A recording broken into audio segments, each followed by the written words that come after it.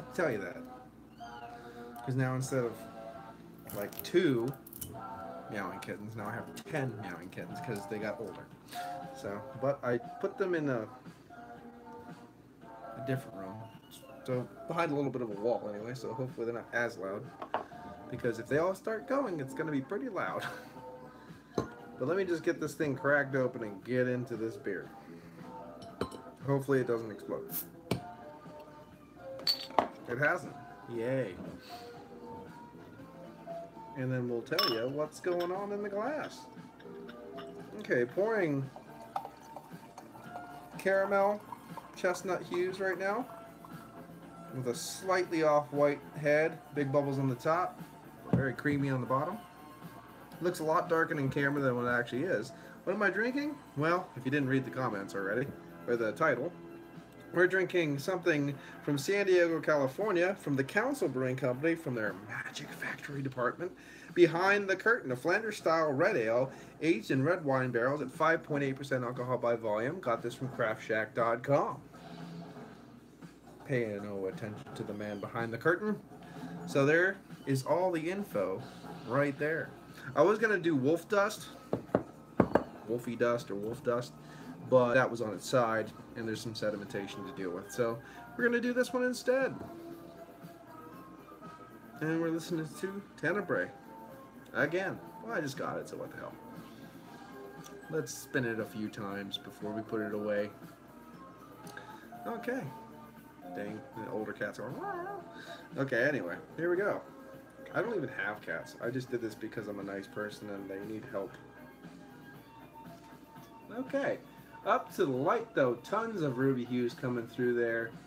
Again, copper, chestnut hues, cherry hue. Up to the light, crystal clear. Even at 5.8%, or I believe 5.7 or 5.8%, there is little tiny legs sticking to the side of the glass, 5.8%. So we do have a little bit of alcohol legs sticking slowly to the side of the glass here.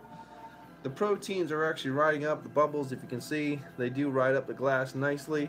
Little lacing maybe is even going to happen, which is really surprising from a little bit of a Flanders red ale style. Really nice. It looks really good. Let's get an aroma. Just as you expect. Vinous qualities from their red wine. Cherries. Almost sherry quality. Very tart. Something that reminds me of almost like a lime. A little bit of vegetal notes in there, or herbal notes in there. Floral notes coming through now. A little crisp vegetation in there, nice. Something that reminds me of even a white wine coming up now. The white grapes. White pepper. Maybe even something that reminds me of a star fruit. Very nice. But it doesn't really smell very white red winey. It almost has a little bit of a white wine tone, but that could be the Flanders ale coming up through, and then the red wine, if it's red wine, I don't know. He's just going to accent it. But it does smells like a very, very, very nice white wine actually coming up right now. Mixing with that Flanders style. Let's get into it. Cheers.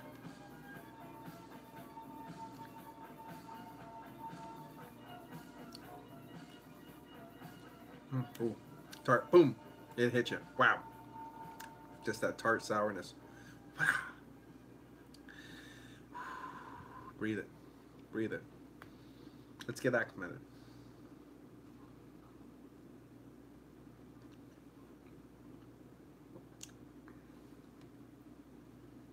Dang cat hair. Huh? Let's do it again.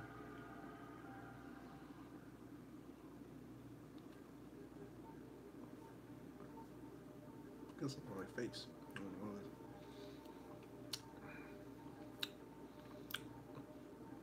Very sour, tart. Again, lemon, hints of lemon, lime, those tones. A little bit of that star fruit, almost a cucumber-ish faint hint in there. Just that crisp, sharp hint of that. A little bit of some floral notes. There is some nice sharp, again, there is that nice sharp like green vegetal note in there that's really pleasant. Mixing in with that sourness as well. You're getting, I never try to reference chocolate like candies, but it's like that sweet tart kind of fun. This is just a really sour Flanders Red with that wine added to it. Again, it almost reminds me of a white wine more than a red wine. Not color, obviously, but yeah, very sharp, acidic. Well, it just works the palate. I mean, lemon, lime, star fruit.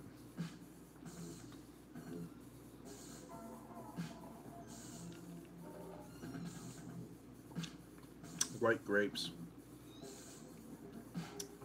You're getting something in the background as it lingers of something that reminds you of a little bit of caramel, hint of it, more like just burnt sugars, just a nuance of it, but it never gets into any kind of savory, sweet, anything, just nuances from the red ale. They're just very soft, soft, soft nuances.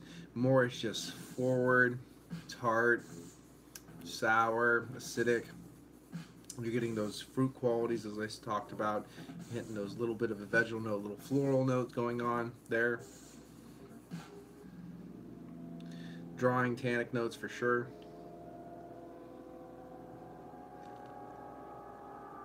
It's just a nice sour ale. It's a nice sour ale. Let us see what we can say.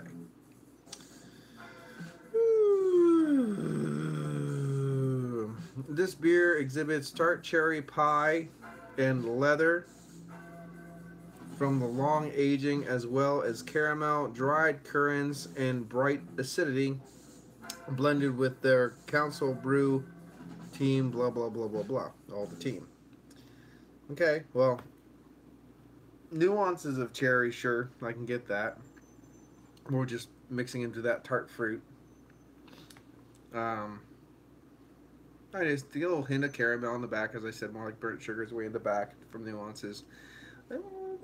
Leather, I don't get any leather. I mean, it's just so much bombastic tartness and stuff hitting your palate. I'm not really getting any leather. You're getting a little bit of oak tannin quality, but that's about it for me from the barrel, besides whatever wine it was put in. I don't think it says exactly. Oh, red wine barrels. Yeah, I'm getting more like white wine quality out of this, more so than red. I mean, a little bit of that cherry and stuff from the red wine, that can make sense. But other than that, if you just like real acidic, sharp, tart sours, this is something that you should definitely give it a go. I don't remember, excuse me, I don't remember being that overly expensive. Craftshack.com again. I'm sure they do have a couple of these hanging around. I'm not the biggest sour fan in the world. It's an easy drinking, tart, sour Flanders Red Ale aged in red wine barrels.